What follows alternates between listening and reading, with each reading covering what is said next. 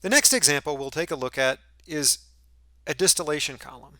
Now, while the blending tank had just a single controlled variable, the composition of the effluent stream, a distillation column is a much more complex operation. It's actually made up of multiple vessels, including the reboiler, a heat exchanger for the condenser on the overhead stream, a reflux drum, multiple valves, and many streams. On a distillation column, there are always multiple variables that we need to control. In this example, we want to control the composition of both of the effluent streams, the distillate composition and the bottoms composition. According to Leuben and Leuben, we also want to control the levels in the tanks.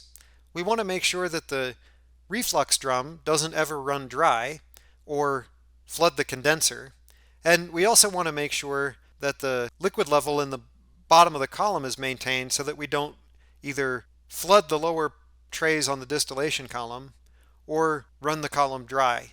Finally, as you know, in order to maintain the vapor-liquid equilibrium, the pressure in the column is extremely important. Usually we choose the pressure at the top of the column to control. So we have 5 different variables that we want to choose as controlled variables. And we also have 5 manipulated variables. We have a utility stream feeding energy to the reboiler. We have the bottoms flow rate, we have the reflux flow rate, we have the distillate flow rate, and we have another utility stream supplying coolant to the condenser at the top of the column. With 5 controlled variables and 5 manipulated variables, we can pair these into 5 feedback control loops. But there are a dizzying number of possible control loop pairings. With 5 controlled variables and 5 manipulated variables, we actually have 5 factorial, or 120 different control schemes. That is, different ways that we can pair the manipulated and controlled variables. Now, some of these don't make a whole lot of sense. For example, we likely wouldn't pair the flow rate of the heating medium to the reboiler with the distillate composition in order to control X sub D, because it would take a long time for any change in this heating medium flow rate to affect the distillate composition. And before it affects the distillate composition very much, it would affect many of our other controlled variables. But with 120 possible different control schemes, clearly we need some strategies to select which controlled variables to pair with which manipulated variables. Later in the semester, we'll learn how to do that.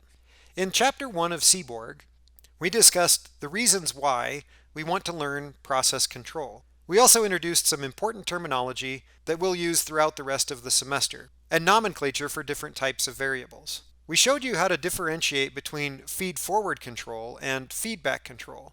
Remember that in feedback control, the controlled variable is measured and used to select the value for a manipulated variable, and in feed-forward control, the disturbance variable is measured. Feed-forward and feedback control each have distinct and unique advantages and disadvantages.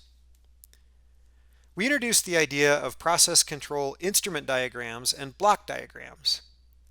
And we showed that even relatively straightforward processes with a modest number of variables might result in a dizzying array of options for control strategies. This is to motivate why we want to study process control and develop tools for pairing controlled and manipulated variables. In the next video, we'll begin the content from Chapter 2 of Seaborg.